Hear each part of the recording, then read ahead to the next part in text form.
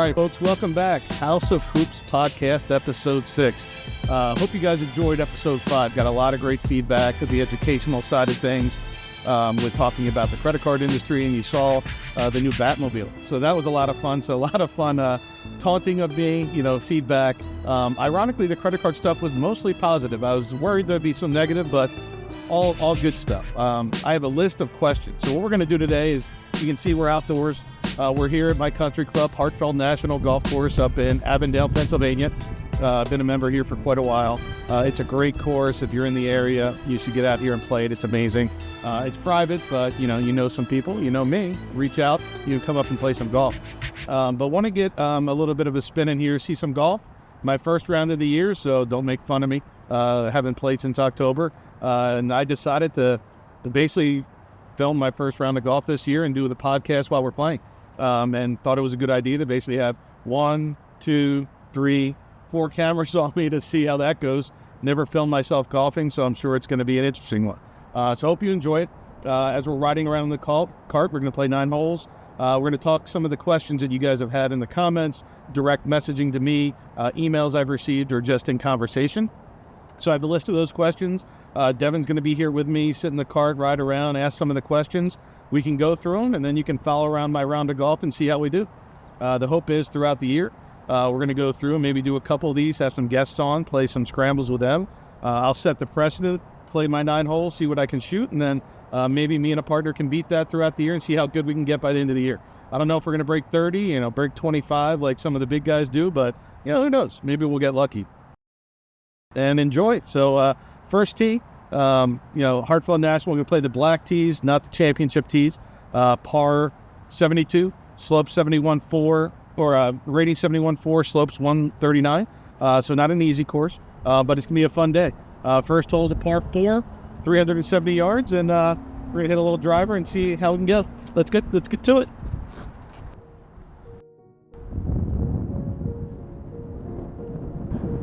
Like I said, we got a par 4 here, 370. The goal here is keep it inside of that left bunker with a little fade. See if we can actually make that work.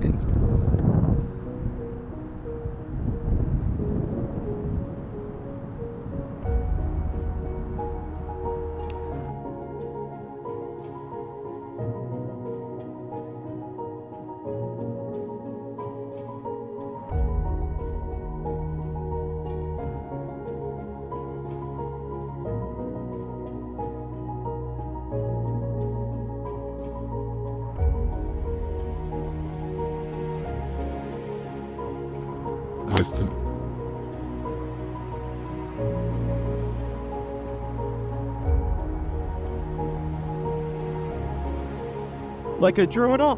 Who knew?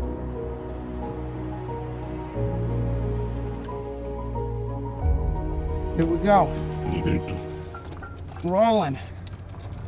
So what we got is the first question of the week.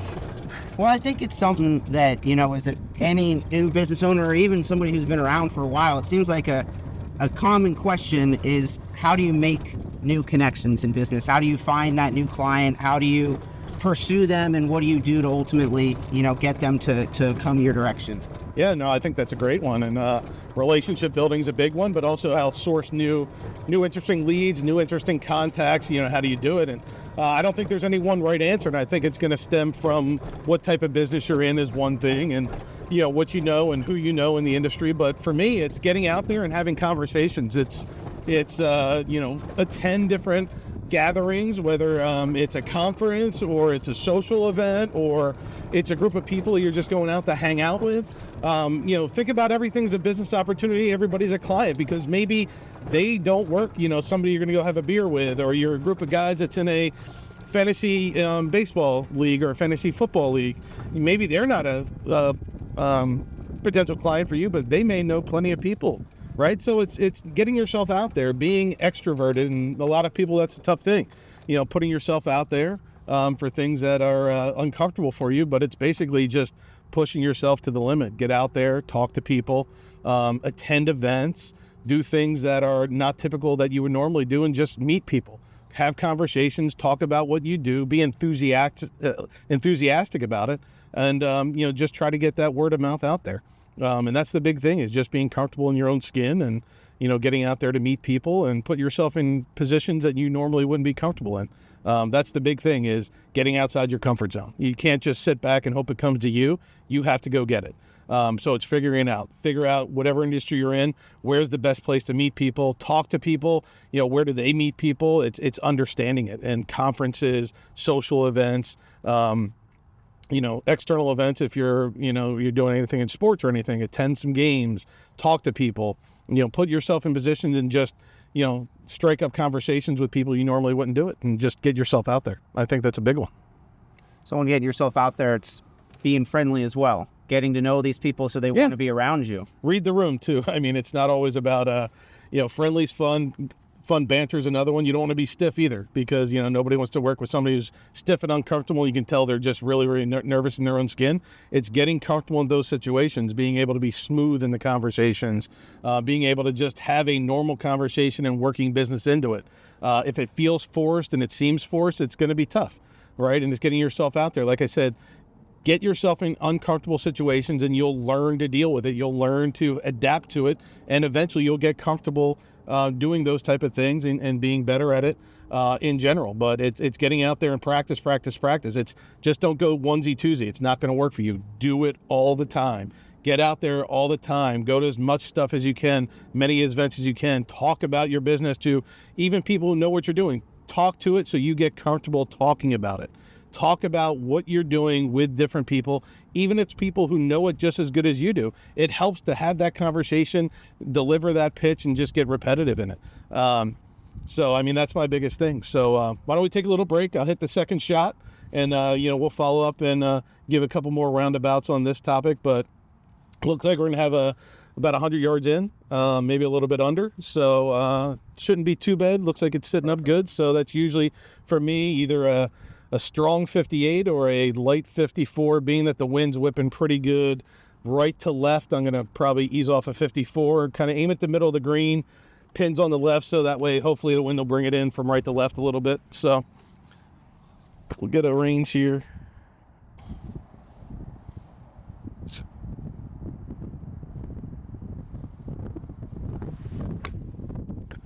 Oh, pulled a little bit. Should be left side of the green though. Pulled it, so a little bit past pin high, but should have a putt for bird.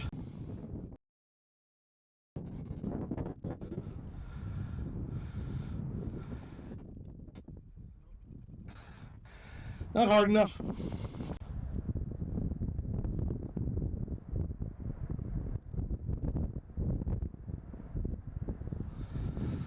A little cleanup for par.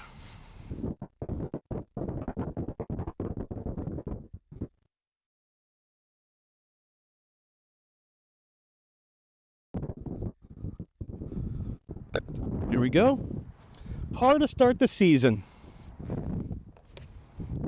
Hopefully that doesn't mean it goes downhill from here. Oh, shout out to Rolex. Sorry, Mitch. This was from my last AD, but I was able to get this face of a Daytona, Rolex Daytona face that I carry around and use for my ball mark. So, is it pretentious? Yes. Do I care? No. But it's fun.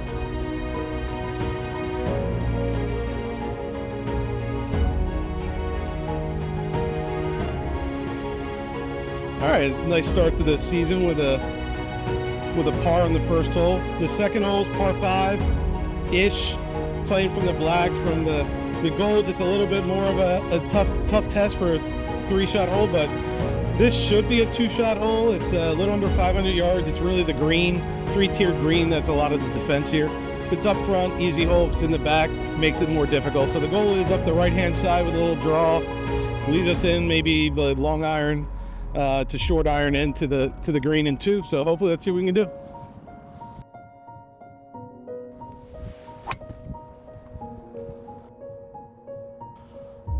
Hang on. Either be just over that bunker or in the bunker. Shouldn't be too bad of a shot. So let's go see if we can get there. So, we talk about going and putting yourself out there and making yourself visible and learning how to talk about yourself, but that doesn't answer the next question, which is once you meet somebody and you've talked about yourself. How do you harness a relationship? It's easy for me to talk about myself, but how do I continue a relationship moving forward with somebody that I just met or somebody that I'm trying to groom to be a client? No, I think that's great. It's, building relationships is, also just as important as getting those relationships. But, for me, it is reading each individual relationship separately, right? So for me, it's understanding, is this a relationship I can push a little bit harder because they're very interested and they need help right now from a business perspective, or it's something that they're unclear, they're still thinking about what would work for them, what might not work for them. So it's kind of understanding, is this a long conversation where it may be just good for both of you just to have conversations over a longer period of time. I mean, I've had relationships with people that ended up not even having any business come out of it, but I've made great relationships where they referred me to other people that I've got business that way. And other times I've had projects come up that was in the works for 2 years. And then the third factor is I've been able to build a relationship where I ended up getting projects literally within 2 months, 1 month of meeting someone, just because they had an immediate need, and what I did and what I do immediately fit their premise. So building relationships is understanding the need of the person you're talking to, understanding what your goals are with that relationship with them. Is it to build your network and have them introduce you to other people? Is it to, just have that good relationship where it's, maybe both of you can enjoy talking about things, bumping things off of each other? I have a ton of people that I work with in the industry that is just really not business focused. It's more of informational. Friendship has been built that way on a lot of those, where it's understanding like, hey, I have some insight they may need, they may have insights that I need, and it's been a great success along the way. So it's really understanding those situations. What are you trying to get out of it? What are they trying to get out of it? And figuring out what the right mix is. Is it pushing to say, hey, can I help you right now, versus how can we help each other, versus, let's just have some conversations and go from there. But a lot of that is understanding and getting comfortable. Again, it's practice, getting yourself out there, having conversations. Don't be afraid to ask the tough questions. Hey, do you need any help right now? Or, hey, can I give you some insights? Or, hey, do you have some insights for me? Don't be afraid to ask questions. Don't be afraid to get feedback, even if it's negative feedback. All feedback is good, negative or positive. Don't discount anything people say to you, because perception is reality at the end of the day. So understanding how those conversations are perceived and how those conversations go is critical. So I would say read the room, understand that, and make sure each interaction is worthwhile for you. And don't discount feedback, and understand what you're trying to get out of it and what they're trying to get out of it is the major factors for me when I go through as I meet people. So those are the big ones. Yeesh. Well, that's nestled down there. It's not going to be fun.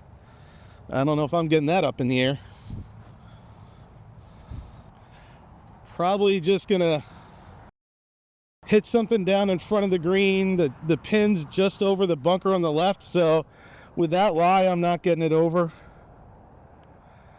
I got 179 to the pin.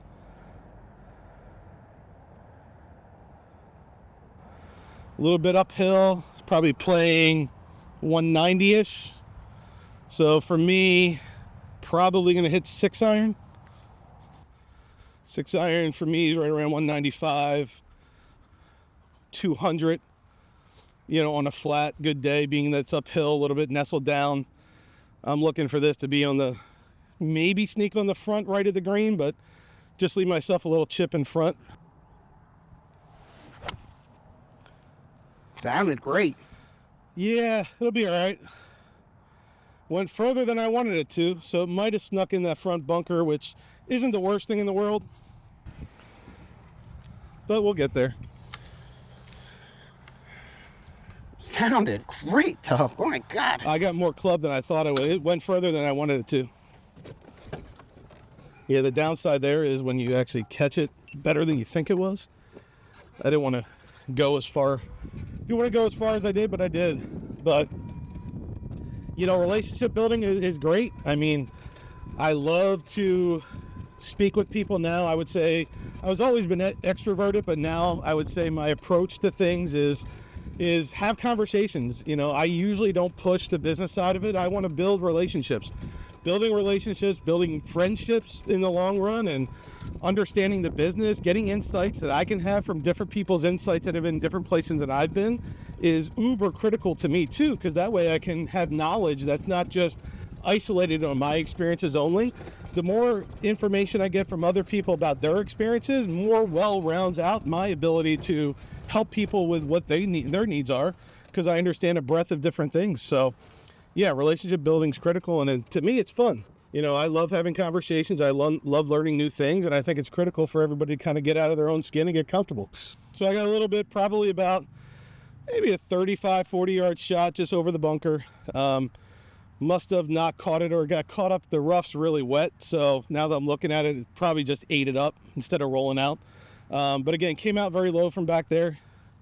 We're going to have to go up high on this one just because of where that bunker is and how far the green runs from this side to that side. Is we landed too far on, it's off the other side. So let's see what we can do. Oh, I didn't hit it. Scared of going over. Although it's a tough one again. Green runs away from me. Just trying to get it just on the green. Let it roll out. Get the weight forward. Just like that. Oh, come down. Not bad. Not what we wanted. Like to have a look at birdie there, but now we got about 5 feet for par to straight downhill. Relationships are key. Don't force it. Learn how to be comfortable in your own skin. That's the biggest thing I can tell you. The more you force it, the more people know. The more people getting comfortable with you. You don't want that. So if you're desperate, needing business, you got to figure out how to hide that and be comfortable. People can smell fear. Just like my little French bulldogs at home, they smell my fear.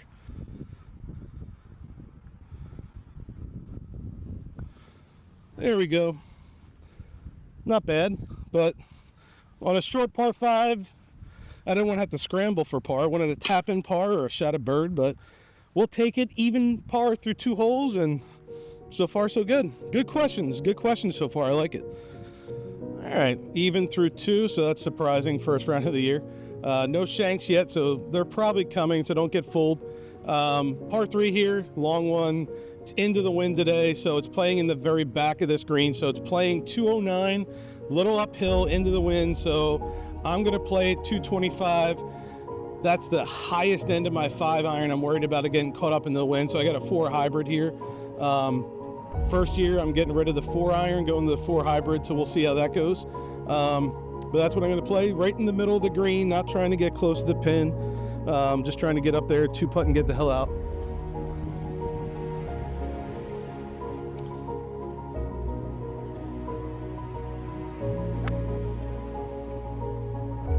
Pulled it.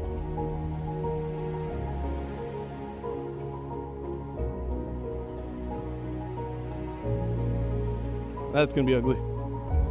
It's gonna be a tough shot over the bunker. So, building the relationships and getting out there, you work with a lot of different people in a lot of different industries. Is there any industry that, appeals to you the most, or that is your most exciting, or is there an industry that maybe surprised you that you didn't think was going to be that exciting, but now you love? Well, I think it's a twofold answer. I think the one that I'm most comfortable with, I'm excited to work in, just within my amount of knowledge, is the financial services industry. Started working there while I was in college, so got a lot of knowledge, a lot of background, a lot of experience. So there's rarely any question that I can't give the answer to or find out or get to the bottom of. But probably the most exciting and the most fun I have is obviously with the NFL.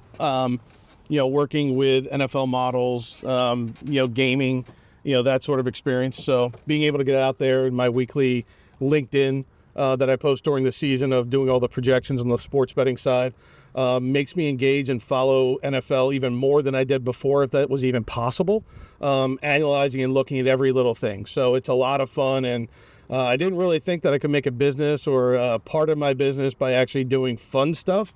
And that was a big surprise for me, is figuring out how to combine work and fun at the same time has been uber exciting for me. So that's been the big surprise for me, is figuring that out. So, all right, let's go find this ugly shot.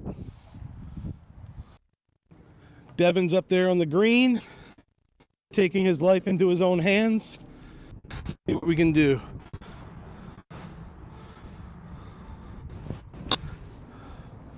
Go. Another bunker. Found the old chink in the armor. Bunker shots.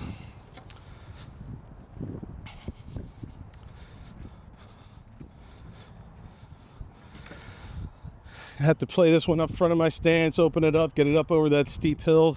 I can't even see over the bunker. It's probably a good 8 feet up. So I'm gonna have to open it up, swing up and under, get sand, no ball.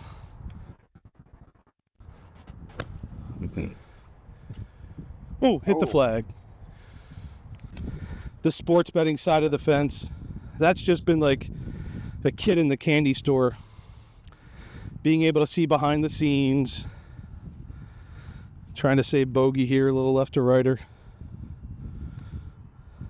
Nope. Nope. First chink in the armor. But being that I get to get up, go to work, understand that I get to do something fun in addition to the rest of the work I have to do is makes it all worthwhile.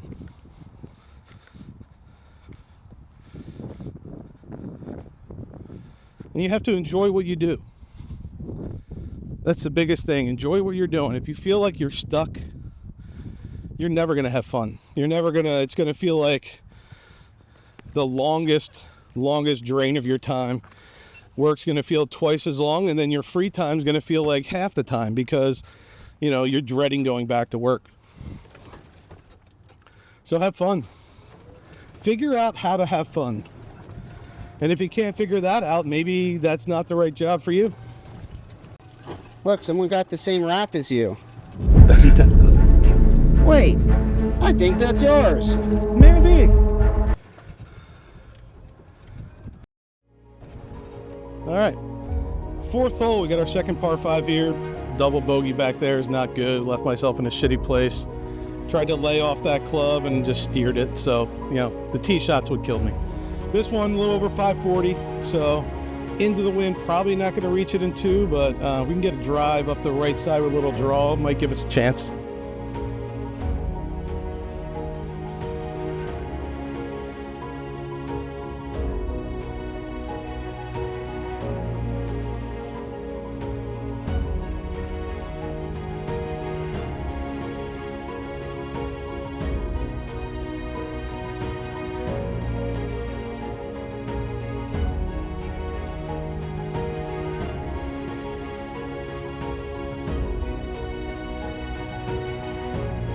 Let's see what we can do. You don't want to sit on that ball, birdie or butterfly.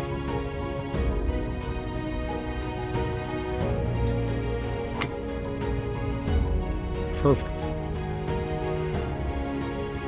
Ooh, hop. Just snuck into the rough on the left. Well, that'll be good. Give us a look at it. Oh, okay. That wasn't too bad. Yeah, it's stuck in the rough, but we'll get a good shot at it. What do we got for the 4th question of the day? Well, you had a chink in your armor in the last hole, and hopefully that kind of prepared your senses, because they have a little bit of a rough question for you here, which is, you talk about your NFL model, and I don't want to use the verbiage that they said, but why was it not as accurate as you would have hoped? I believe some of the comments I saw is, why did your NFL model suck this year? I didn't say that. No, I know you didn't, but plenty of people did. It's a fair question, and I think inconsistency in the league was a huge factor of it. I'm not going to, solely blame that. I mean, forecasting and trying to build a model of what's happening with a NFL model is taking into consideration playing conditions, consistency, home away, players, matchups, travel. A lot of things go into it. And this year there was just a huge amount of inconsistencies. If you look at a lot of the guys who do that for a living professionally all the time, post on different media outlets, I follow a lot of them. It was a struggle to get to 50-50 this year if you pick every single game, which I do. Not just pick and choose certain games to make my model look good. I choose every single game. And prior to 2025, I was running between 60 and 66% against the NFL Vegas odds every year. So very, very consistent. This past year, I was at 56%. So still good, but it's not enough to overcome the VIG if you're going to use the model to bet every game, which I recommend you never do. But still, why did it suck? Just inconsistencies. Like there just was you didn't have a clear team that every week you knew they were going to go out and win. There just wasn't one this year. The best teams at the beginning of the year weren't the best teams at the end of the year. Some of the spreads were crazy. When you look at some of the money lines that were running plus 1,200, 2,000 last year, by middle of the year, there was nothing more than plus 700, plus 800 because there was no longer what I would call the sure thing. So I would say that was a big one this year, just inconsistency overall. And, just struggling with trying to get it locked down. So we'll do better this year is the hope. We'll see. But, thanks for that question, guys. It sucked. I know it sucked, but what are you going to do? I was grabbed a 3-wood, but that's stupid. I'm not going to go for it. We're about 260 away. Might just hit, be smart and just hit a 6-iron down there to leave myself inside 100. So let's just try to put on the right side of the fairway. Said right side of the fairway. We're going to be down just in the back of that bunker. It's not the end of the world. To continue, it is a fun thing to be able to just take all that stuff you love, go watch during the week. And what I found that my models have really done better than most people in the industry was because I don't rely solely on just the model by itself. I always say, whether we're building models for financial services, insurance, healthcare, sports betting, casinos, anything. It's how do you blend the art with the science? And what I mean by that is, how do you go in and not just get what the data tells you, but understand how it's applied in real life and factors that might not be relevant in the data itself. Like in the credit card business, what works well on paper doesn't always work well in real life because customers have feelings and you can't account for feelings in your models. But you have to account for that by overlaying your knowledge of what's going on and what's happening. Same thing with the NFL is, when are you checking for the injury reports? When are you looking at things such as, how something happened to one of the players last week? Did he have a horrible game? Did he have a good game? How does he react coming off a great game versus a good game versus a horrible game? Factoring all of that in there, and that's a really tough thing to do with just a short amount of data early in the season. And then for rookies and everything where you don't have really a landscape, can't really trust college data because they're not up against the same competition. So it's a tough thing to do. So you got to be adding that art with the science and not just fully focusing in on, what does the data tell me? And that's been, I think, the trick to my success is knowing when to overlay data and when not to. So we have about a 70-yard shot, but it is over these bunkers and it's way uphill. I would say it's going to be a full 58-degree wedge. I'm going to go up and over, try and stop it. It should land soft. Pin is in a lull down on the bottom left side. I'm going to hit the 58. I was thinking about maybe laying off a 54, but I need to get it up. So we're going to go up and over above my feet. So theoretically should go a little bit right to left. The wind's coming off the right. Well uphill. So let's see what we can do with it. And I chunked it. And I'm in the bunker. Dig in, choke up, pray to God.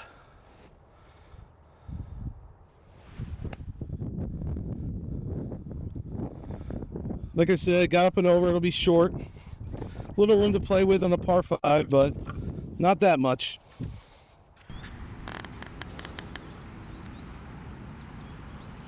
Uh-oh. I'm just gonna bump a 50 degree into that hill, hope it pop up and run out. Try and save par here somehow.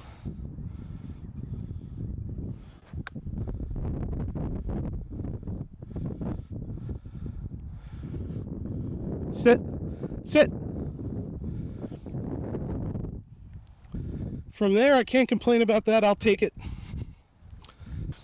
Knowledge is best. If you understand the operational side of what you're doing, whether it's the NFL, whether it's banking, being able to have that knowledge allows you to think through ways to overcome it in your models. I just wasn't able to do it on the NFL side. Look, 55% against the Vegas, I still beat them.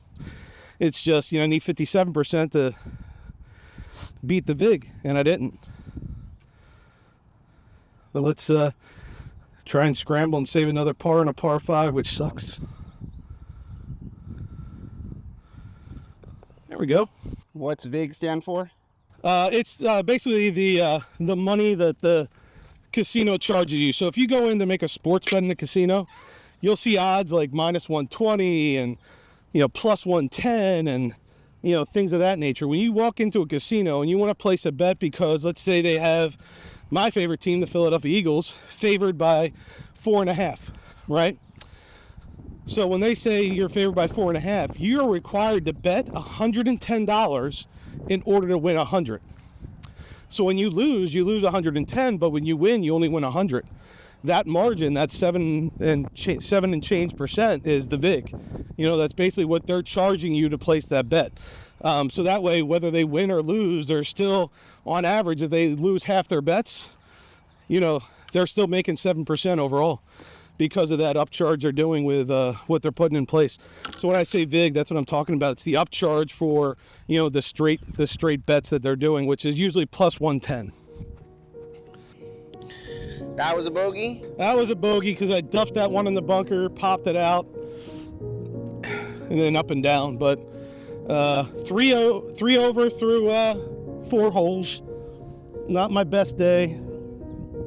Not horrible for the first round of the year, and it was probably a mistake to play from the blacks the first time out instead of playing from the whites. More of like instead of a 139 slope, playing like a 134 slope. But devil hates a coward, right? So a little downhill. It's about 130 straight downhill. I'm going to hit an easy pitching wedge, just smooth one.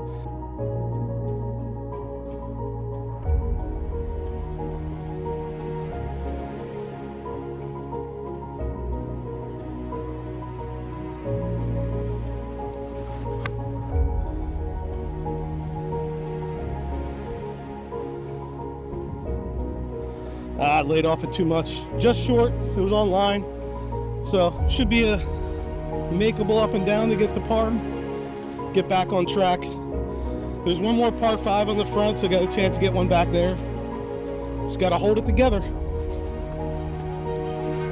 Yeah, so like I said, 3 over through 4. Not great, but not horrible. So 5th hole, what's our 5th question? Is it beat me up about something else?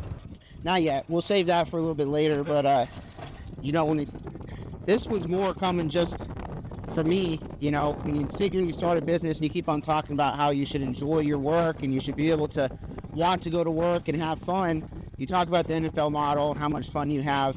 How, it sounds like you do a good job of mixing your business and personal. How did you learn to separate your business and personal? What does that look like? What does life look like? Is it always business and you've just made it so much fun that it is personal, or is there a dividing line?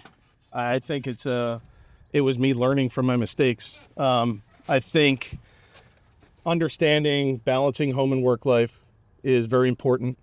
I think in the beginning, it's very tough when you're starting your own business. There's so much stuff going on, so many things you got to account for. The setting up your legal entity, setting up your tax structure, setting up your LLC or your S corp, setting up your you're going to have people, your payroll. There's so many things that go into it that I can tell you in the beginning, there just wasn't a lot of time for the family aspect of it and the personal life to just decompress. I played much less golf in the beginning, did a lot less and probably missed more family events than I wanted to. But I will say, once I got it up and running, it was, learning from those mistakes and realizing that, why am I doing this if not for me and my family? So once I started to get in the groove and I felt the business was set up and running, it was, how do I find the time to find time not just for my family, but for myself too, because you don't want to get burnt out. What makes you happy, and finding how to balance my time. The biggest thing for me is putting everything on one calendar, work, home, and figuring out where I can move stuff around and force things in there to say, this is where I want to do it. This is when I can get stuff done, but putting just as much emphasis on the family, the personal time for me, myself, and business, because it'll go a lot longer. Otherwise, you're going to burn out. Right. Why are you doing it? If you're going to burn yourself out, at the end of the day, you can retire, have a heart attack, and not enjoy what you built. So just short of the green, came up short, spun back about 8 feet. So just going to bump it up there, hopefully tap in for par.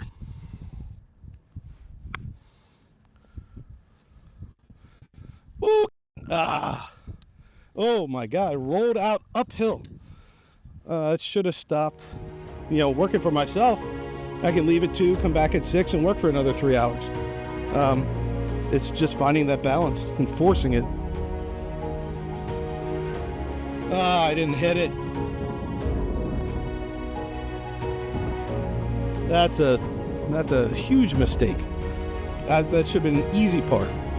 But you go 100 miles an hour all the time. You don't take time for yourself. You don't take time for your family. You're either going to burn out. You're going to have a family that kind of doesn't appreciate you, doesn't expect you to be there, which is not a good place to be. And overall, you got to do right by your family, because at the top of the part for me, it's family first, right?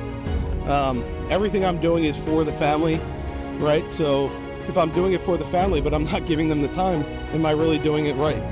And I learned that after probably the first year and a half of doing my own business, is I wasn't giving my family enough time and enough attention, and spending too much time in the business and too much time for myself.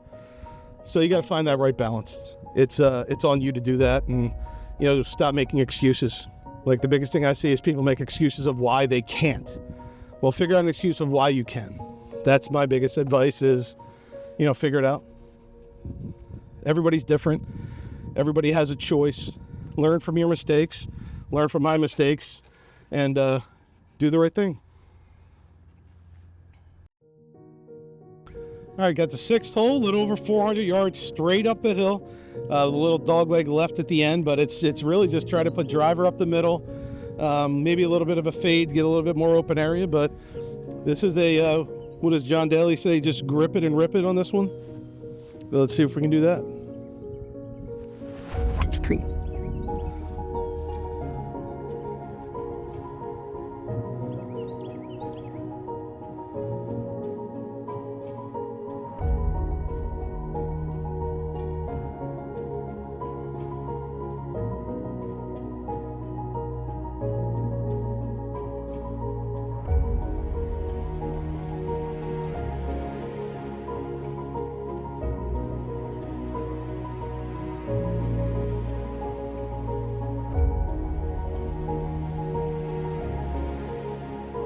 Before we get into the 6th question, one thing I will say is, didn't really realize it as much, but I will say that being on camera when you're swinging the golf clubs definitely is a thing. I think first couple holes I kind of hung it together, and then I was like, wow, I'm even par through 2, and which isn't unheard of for me during the regular season, but first round of the year from the Blacks, I was surprised, and I think from there I let it get in my head. I didn't really play it as well as I should have, and it's definitely adding a stroke here or there. I mean, 1, 2, 3, 4 over through 5, and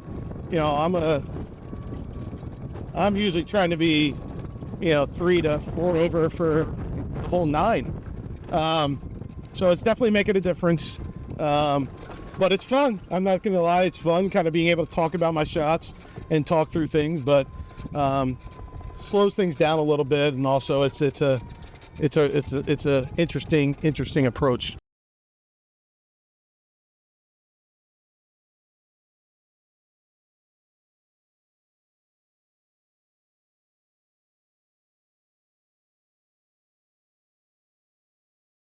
Other thing I'll say is shout out to Phil Mickelson and the Full Wellness gummies. The recovery gummies and the hydration gummies I love to have out here on the course. I'm not bucking for a sponsorship. I'm also not bucking for a sponsorship either, but in honesty, it's great. You definitely feel it. So many times they get dehydrated by the end of a golf round if you're not drinking enough and drinking enough water, or you're drinking too much beer and not enough water, you get dehydrated. But these things are great, and they taste good too, and they're low calorie, and they're great. They also have a focus one and some other ones, but highly recommend them. For wellness, and I think Phil Mickelson either owns it or is part owner of it, but they're good. Hi.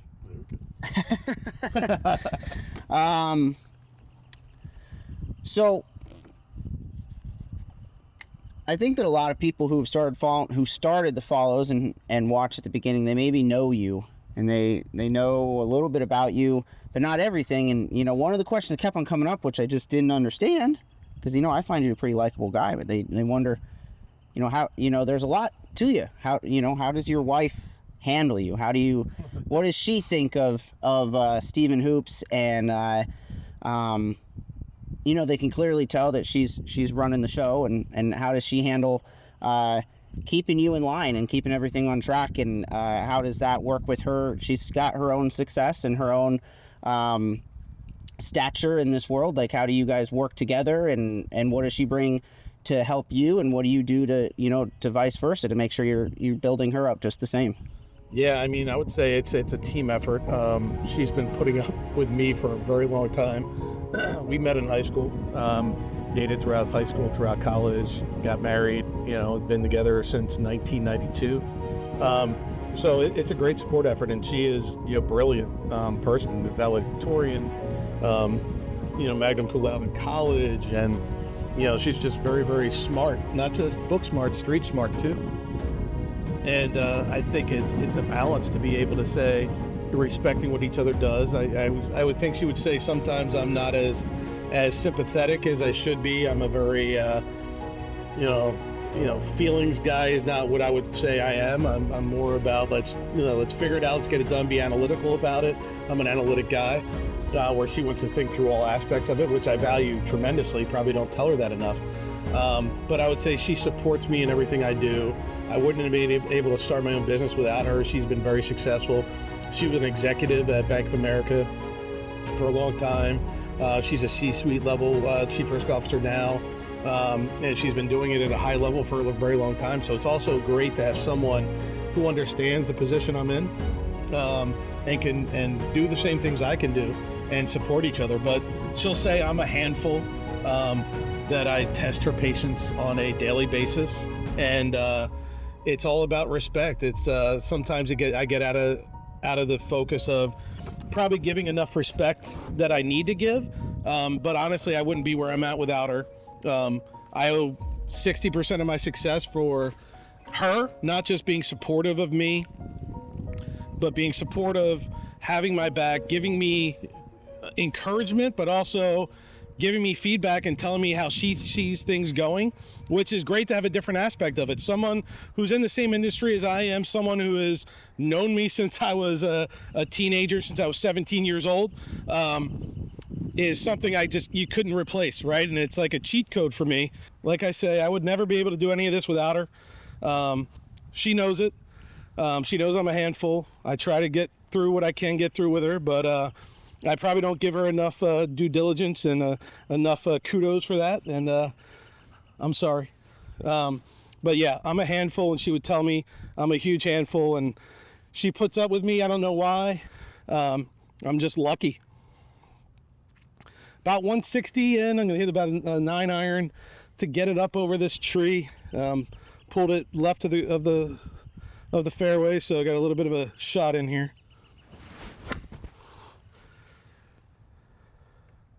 Oop, just nipped the branch, so hopefully should be just inside.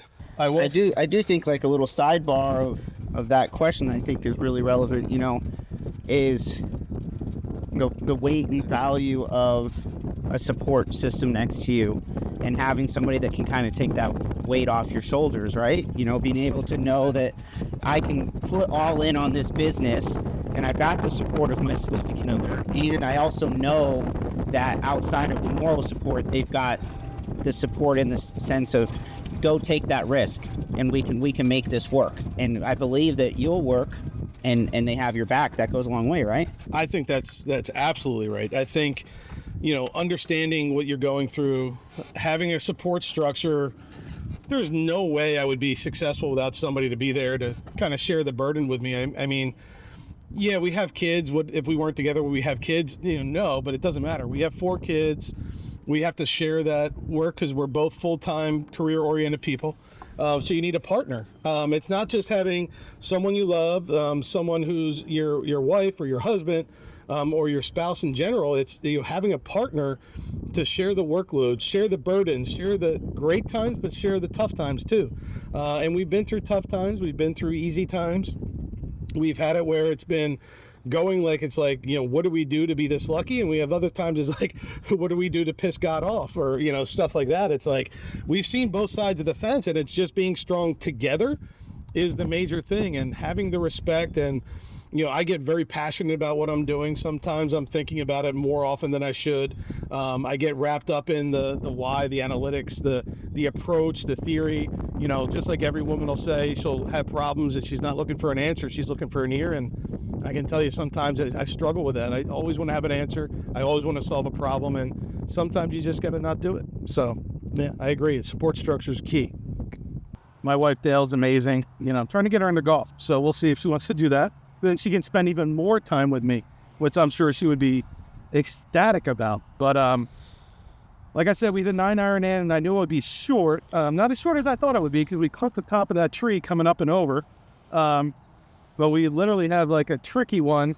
It's a little uphill to the pin, and then right after the pin goes straight downhill and I'll run away. So if anything, I want to be short of this pin. It's a tight lie. I'm going to hit a bump of 58 up there. Try and do a one hop and stop, hopefully. And leave myself, hopefully, inside of 5 feet for par. Nope. Didn't clip it. So this should go fairly straight in the beginning, should fade a little bit towards the end. Don't want to be too aggressive. It's going to be a little slow uphill, but straight downhill afterwards, so I don't want to blow it by either. Try and nestle it up there. Try and make it, but make sure I save myself no worse than bogey.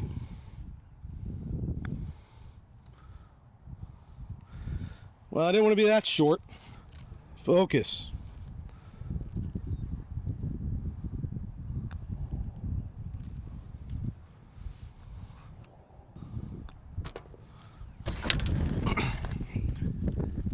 Ugh.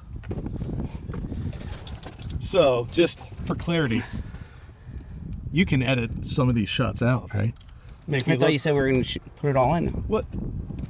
Well, yeah, but I mean, I'd blame the green on that one. Oh.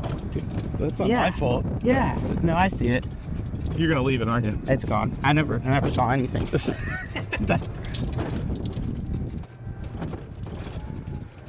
Yeah, so shout out to my wife, Dale. Thank you for everything you've done for me and for putting up with me for all these years. And hopefully it's all worth it at the end of the day. So she's taken off on Fridays this month. So she's at home right now, relaxing.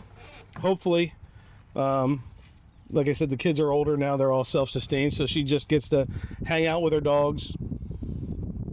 All of her dogs. So 6 over through 6. Not very good. So let's see if we get a par 4, a par 5, and a par 3 coming up. So maybe we can sneak in a birdie and come in 5 over. That would be palatable for the first round of the year. and we can go from there. Hopefully we can keep away from any more bogeys, but we'll see. The camera's a real thing, I am telling you. Hitting the shots on camera when you're thinking about something else. I thought I had a good handle on the first couple holes, and then from there it's just like you're overthinking things. It's like, should I hit like on that par 3 on number 3, I should have hit probably a 5-iron. Instead I tried to lay off a 4-wood or a 4 hybrid just to be cute with it, and pulled it because I didn't swing full. Stupid stuff. I'm just going to try for these last 3 holes to play like the cameras aren't there and talk about the shot like I'm talking to myself, and stop overthinking it. So we'll see. I was only kidding. If you caught that on film about the editing shots, I was joking. Of course. That was a joke? Well, we'll talk about it once you stop fucking rolling. Oh.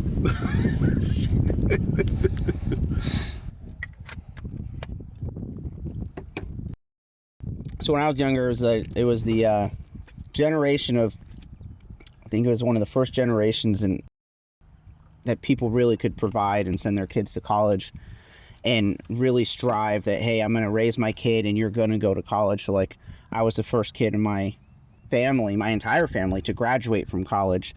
The way that I look at college going back is I've found it invaluable, just because of the experience that I got. But what do you think when wanting to start your own business? How important is college? Is college important for experience, or is it important for you to dedicate an actual degree towards something and then go after that? Or do you think that because you're starting your own business, if you're savvy enough and street smart enough, you can go do it without college? Where do you think college stands these days for starting your own business? Yeah, I think that's an interesting question, because honestly, I think there's some people who don't even need to go to high school and they could be successful in what they do. I think it's all about what you're getting out of it. I think it's on you. I think college in general is very good if you're doing it the right way, meaning that you're getting something out of it and working to get something out of it instead of waiting for something to come to you. Not like high school, where their teachers are there trying to get you to a certain point because of how they're graded on their job. College professors are there to give you information, guide your way through things, and it's up to you to embrace how you're learning, what you're doing, and what you're getting out of it. I think college is the right way to go for some people. I don't think it's the right way to go for everybody. I think we're hugely discounting things such as vocational schools, trade schools that used to be very, very big back when I was going to the high school. I have several friends. Two of my best friends, brothers, went to trade schools, and they're doing very, very well for themselves, right? Because that was the way they wanted to go. They ended up doing some engineering, electrical work, things like that. I have some other friends. My dad retired, but he worked in oil, gas, and refining, as did my wife's dad too, and her uncle, and many, many people. Did the whole military, and then worked in the refineries, and they have programs. My dad was telling me, we had lunch the other day, where apprenticeships, where they're coming in, getting paid to learn, working side by side with professionals, and by the time they're done, 2, 3, 4 year apprenticeships, they're making $90, $100 an hour plus overtime. If they're working a ton of hours. And it's like, you don't have to go to college, but what I would say is college is great to let you know where you stand. You're going into college to accomplish a goal, and can you stick with it? It's not like high school where they hold your hand, they drag you through, they get you to graduate because that's what they have to do. College, you're on your own. They don't care if you graduate or don't graduate, it's on you. They care about educating you with the information they need to give you. They're there to help you, guide you to where you're going, but it's 100% on you to get out of it what you put into it. And a lot of employers, even if you're going to work for somebody, look at, did they accomplish a goal? Are you going to hire somebody just because they went to college? No. You're going to hire them because of who they are, their aptitude, their dedication, and did they accomplish something? And college is a way for someone to go and show they can accomplish something. If you can add on working while you're in college on top of that, that is showing somebody who's dedicated, hungry, and looking to do something, and is got a great work ethic. So when I look at college, it's like, what are you looking to do as an entrepreneur? And what can you gain out of college from doing it? And if it aligns to what you're doing, you can learn about the industry you're going into. You can learn about what's needed in there. It's great. But I highly recommend, if you're going to start your own business, go work in that industry. Go figure out what you don't know. That's the biggest problem I see with a lot of entrepreneurs. like 60% of small businesses fail. Why? Because they didn't know enough going in. It's not because they weren't dedicated. They didn't know what they wanted to do. It was because they didn't know what they didn't know. By going in, working in the industry you're going to be trying to work in independently is hugely beneficial. I've said it on a lot of the other podcast episodes, is I would never have been able to be as successful in my business if I didn't work in a lot of the industry that I deal with for 20 plus years. That's where I learned the back office stuff. Like, you make a product or you make a service, if you don't understand how it's being used internally or the things behind that make their decisions, it's never going to work. You go out and make some great score. Okay, it's not just how good your score is compared to someone else's. Is someone else's score they're already using just something they get for free because of other services? Like, if you don't know that, you're trying to compare, I'm better than them. Doesn't matter. They have to pay for you. They don't have to pay for that. There's lots of things that people just don't understand about the business they're going into. And I think it's uber important to work in that industry before you go into it. Are there success stories where it doesn't happen? Absolutely. But they're 1 in a million. And everybody wants to chase that 1 in a million dream. And it's whether or not you're trying to throw a dart or you're trying to basically create the road and map the road out yourself. So if you want to use a dartboard, then, use a dartboard. But my opinion is college lets you know, can you do it? Can you accomplish a goal you set your mind to without somebody holding your hand? And I think if it's educational for you, great. And I think on the flip side, go work in that industry when you're starting your business. Understand the backside of it that you may not know. That'll help educate you when you do go out on your own. I think it's critical. All right, we're on number 7. This is a beautiful hole. Hole goes straight downhill and then straight uphill to the green. About 430 yards. Wind's going a little bit left to right. So I'm just going to aim at that bunker on the left, the second bunker on the left, and hopefully the wind just brings it in. But I'm going to try and get out of my own head about the camera. I'm going to take some practice swings like I normally do. I realize I haven't been doing any practice swings and stuff, so not playing my normal game. So hopefully this will make me get back in my own head like I did the first couple holes. And have fun. Stop overthinking it, stop worrying about my score, and just hit the ball. Exactly like that. My best shot today. Literally left side of the fairway, just inside the bunker. Why couldn't I do that all day? So back on the move, that was a good drive, but yeah, so college to me is a thing that it's not for everybody, and it should not be forced on everybody. I think high schools and school districts in general are doing a disservice to kids, trying to make them go to college instead of, looking at vocational schools, trade schools, stuff like that. Because, again, you don't want to just set up kids for failure when they don't need to be. Like, there's so many kids that struggle through high school. If they struggle through high school, it's going to be horrible for them in college.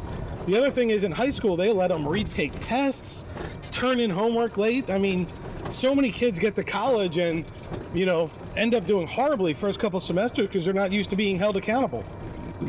But I think college is great for entrepreneurs when you do it the right way, which is showing yourself you can accomplish a goal, getting things done that you need to get done, and using it as a tool and getting something out of it instead of just expecting it to come to you, right? If you're expecting things to come to you, then you're not getting out of it what you need to get out of it. And I think it's important that you basically figure out what the right thing to do is in your life.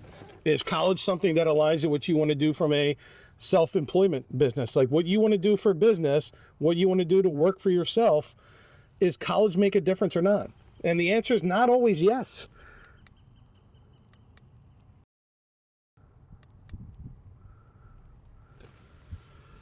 So that's my 2 cents. I think the biggest thing is not so much college, but experience.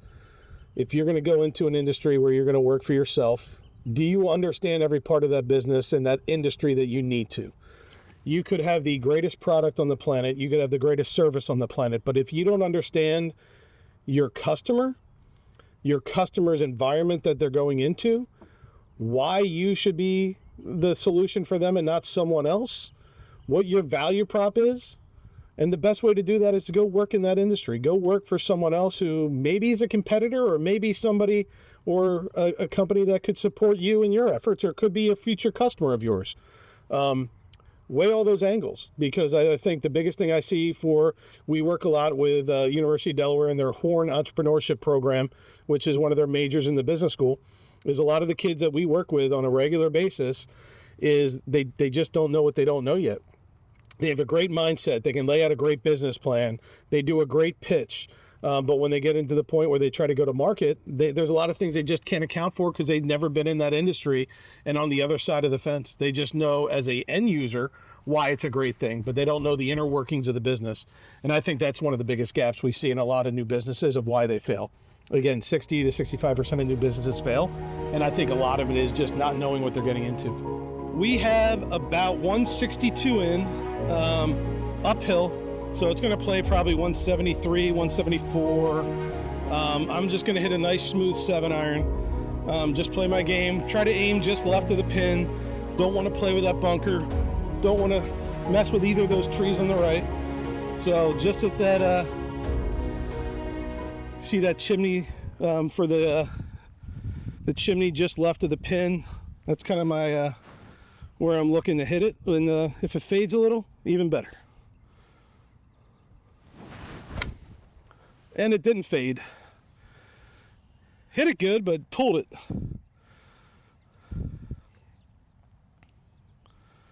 All right, just left of the green. Oh, it rolled all the way down. It landed pin high and it came back about 30 yards. Stop rolling. It just didn't want to stop. It stopped like 3 times and then decided to keep going.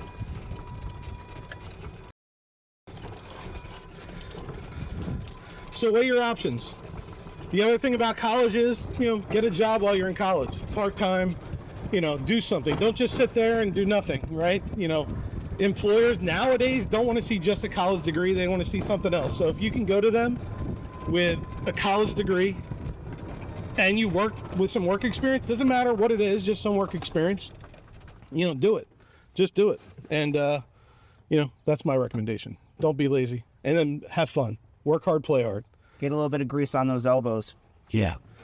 Not horrible. It's one of the harder holes on the course. That was me just not catching it.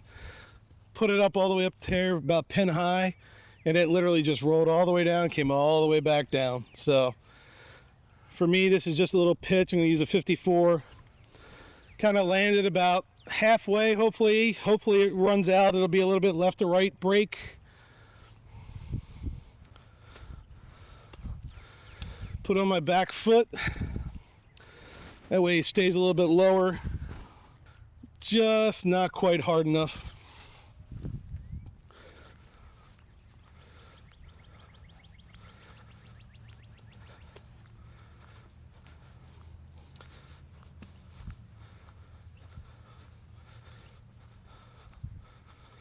Oh.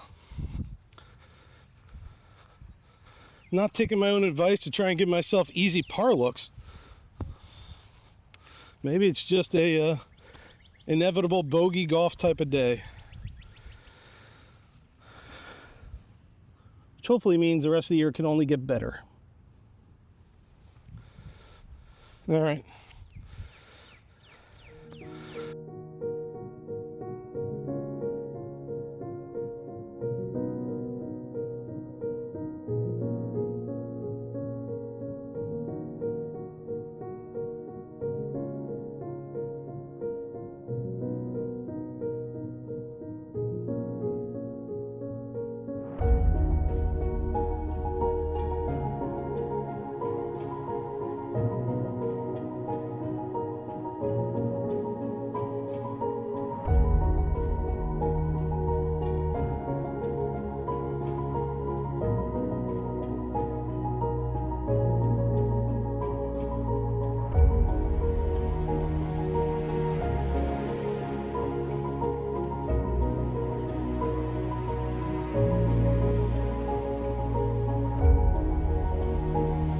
Eighth hole, par 5, a little over, just under 520. The last part is straight up the hill. So hoping just a pound driver. There's 2 trees right down the center of the fairway. The fairway runs out. So open the aim right at those and end up somewhere in the middle.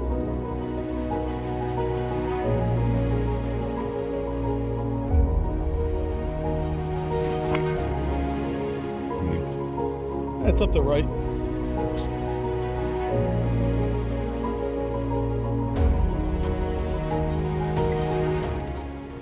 So we did have a question come through that just didn't make any sense, but you know, they come through every once in a while. I think that it can take, I think perspective can help. I think I understand the broad scope of the question, but the question was, what's with all the toys? What's with the cars and the watches and the shoes and all these things? And,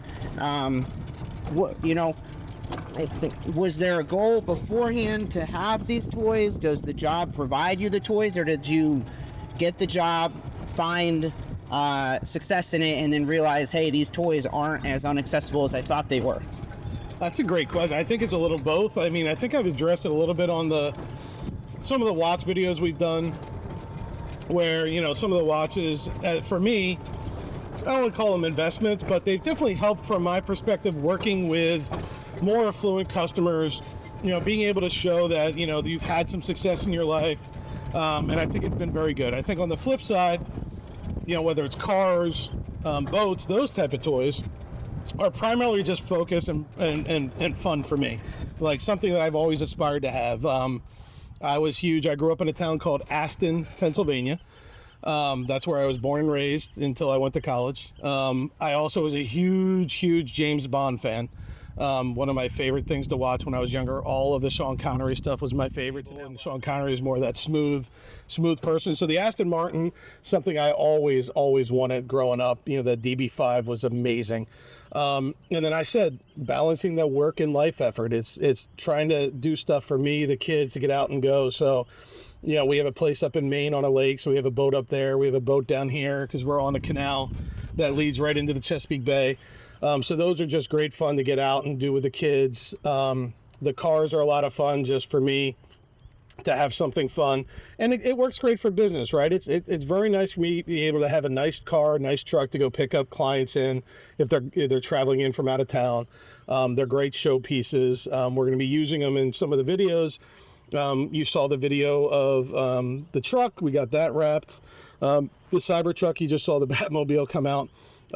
Ironically, this episode, the second part of this episode, I think you guys are going to have a blast. We're going to show my favorite Aston Martin that I own. It is 1 in 300 in the world. It is fantastic. I think Devin did an incredible job shooting it. We had a lot of fun doing it. We even got chased by a fox who had a squirrel in its mouth at one point. So it was a lot of fun. So I'd love to be able to share that. The kids have a good time seeing it. And I think it's good motivation for the kids. We make sure our kids go to work, you know, kind of double dipping with the question from the last hole about college and everything. It's also that we've made our kids go get jobs or else, you know, excel and do a ton of extracurriculars and really strive to be busy and build on their own. Like, my kids are great. 2 of my older kids have their own jobs or going to school, and they're using their own money. They don't look for us to pay. They pay for their gas, they pay for their food, they're on their own, right? So I'm very, very proud that they're doing that, and that's how we're raising all our kids is, yes, you know, I would say they're more spoiled than most kids out there for, you know, the vacations we take, the toys I have, but they also see that it's not that I'm going to be paying for them to do the same thing. It's they see how much hard work their mom and I do, right? They see how hard, how stressful it is for us on a day-to-day basis, working 60 to 80 hours a week. They see how much effort it goes in to be successful, and I'm very proud to say that all 4 of my kids seem to be on that track. The older 2 are already establishing their careers. You know, one's married, one's engaged. They're looking to the future, already planning for their future, how they're going to buy homes, what they're going to do in their careers long term. The younger 2 are focused as well in high school. The one is already, you know, game planning on what he's trying to do to get into the college he specifically wants. The younger one does a lot of stuff. She got her silver award in Girl Scouts, working on her gold award. My other son's working on the Eagle Scouts, so I'm very proud of all of that. But the toys and everything are, yes, they're a reward for success. It's a lot of fun. Hopefully you enjoy the second half of this, which will be a look at the Aston Martin. The watch I'm wearing today is not going to be very exciting, but it's the Garmin golf watch, the S70. So I love to wear it. It gives me kind of yardage right on my wrist. I like to shoot the yardage, but if I'm somewhere where I shank one somewhere and I don't feel like bringing the rangefinder, I can kind of line it up and figure it out on my own. But again, the toys are a byproduct of, I was very successful in my career before I started my own business, so that's critical, right? So I can afford to do the toys because of the success my wife and I had before we had our own business, right? I think you got to be careful to go chase toys before you're financially able to do it, right? Make sure you're stable. Make sure you can afford them as disposable income. Just don't go do it because you think it's fun and you're going to stretch. We waited a long time and, made sure that it was the right time before we did those type of things. But, sometimes you got to reward yourself. Some people may argue, why not put the money away, retire earlier? I'd rather enjoy it now when I'm younger than, wait until I'm older and I might not enjoy it as much. But, it's an indulgence. It's not a necessity, but I enjoy doing it, and I like the rewards of being successful, and based on all the hard work that I've done, my wife's done, and then we do in general. So that's my opinion from that perspective, and shout out for whoever asked the question. But yeah, I love my toys, and whether they're sneakers, golf shoes, watches, boats, cars, it's a lot of fun. So appreciate the question. All right, let's get into the second shot here. We have about 220 uphill, a little bit of a crosswind right to left. So this is my 4 hybrid again. It's about my 225, 230 club. Should be enough to get on that front right side of the green. I'm not going to go at the pin because of the bunker in front. But, nice drive. It's a tough second shot because of the uphill, but let's give it a go. We'll give it a rip.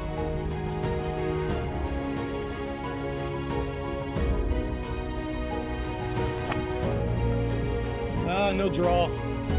Straight down the middle.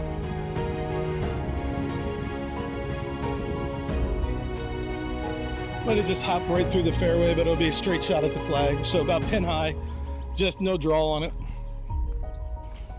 Kind of bailed. Was afraid of that bunker.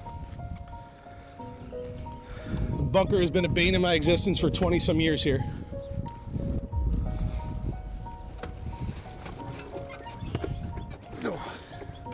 How many rounds of golf you think you've played at this? In my entire time? 20 years, yeah. Over 500, over 300? Yeah, probably for sure over 500 in total over those 20 years. Probably a lot more earlier. When I was in corporate America, ironically, I got to play a lot more because we had a corporate membership here for a long time. Okay. And then after I left the company I was at, they allowed me to kind of switch it over to personal membership, which was great. So that's kind of, I've been here personally since 2011, but I was here since 2005 on the corporate side. So yeah, when I was there, we used to bring clients out here, perspectives and everything. And still to today, I bring clients out here. It's a great way to kind of get out on the course, have conversations or, prospects and everything. I think that's another thing, depending on what you're doing. Golf has been a huge, huge success for me from a business perspective. Finding people, golf is big in the banking industry. So finding people to golf with and finding executives that love to golf is a big deal. So this has been great. I love it here. It's private. So having the kids learn to play golf here, they're not being rushed. The tee times aren't packed up. So, it's tough to get out with kids who are a little bit slower. They're very nice here. They're great staff. A lot of guys have been here for the whole time I've been here. And I love it. So it's great. All right. We a little overshot the green, so I had a little too much club. We're going to go ahead and try and pitch this up here. The green slopes very hard back to front. So we're coming in it from the right side of the green. So we're going to need to land it at the top on the right side of the green. It's going to filter down. It's probably going to end up below the hole. It's almost impossible to stop on this one, especially this time of year when it's pretty tight. But I overshot it into the crap. So we'll try to chop it out here. The goal is just to land it on that top right side of the green and let it kind of fall down.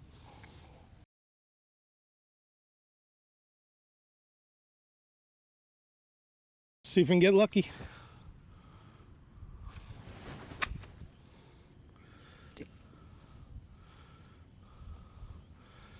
Not quite high enough.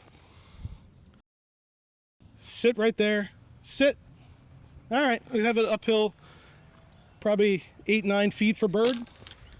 So I'll take that every day. Let's go see if we can get lucky and get one back. Maybe get under bogey golf for once. Now looking at it, probably about 12 feet uphill, right to left. We'll be a little slow. See if we can get lucky.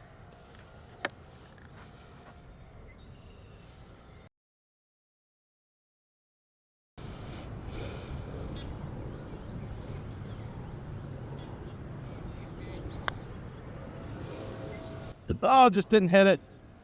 Didn't hit it. Had it too, had the line.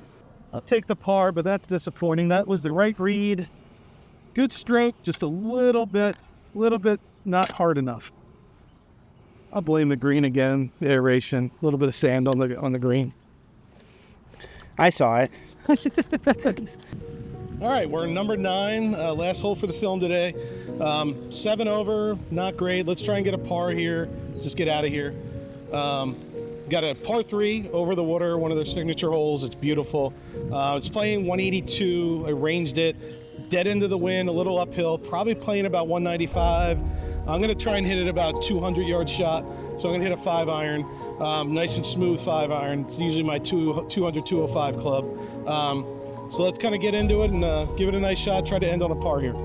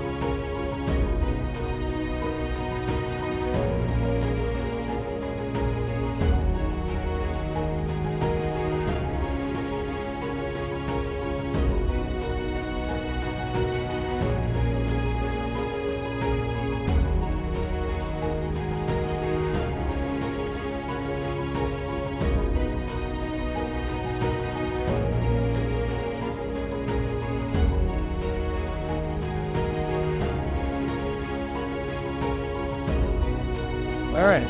Hopefully it's a quick up and down. Distracting was the cooking that's going on behind me as well. It's fantastic. But I realized on the tee I double counted for the uphill and the in. Just again, the fact of just getting distracted by the cameras. Oh, blaming me? Blaming me? So we'd be chipping back up the hill. I got to be careful because where Devin's camera's at, it goes straight back down. Oh my God. I got to get it up the hill so it doesn't come back to me, but I also got to stop it so it doesn't go down. I'm going to kick it out of here if it comes anywhere close to me. So we go a little higher and stop a little quicker. See if I ain't bump it as the hill, pop it up and circle out, weave ourselves inside of 5 tees.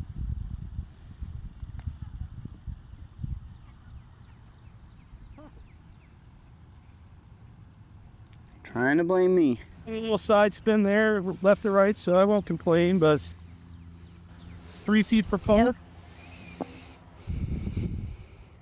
Then on a high note, back-to-back par started. Went par to start and par at the end. At least there's something to be hopeful for. Let's try to roll this in. Should be pretty straight. Maybe a little bit right center.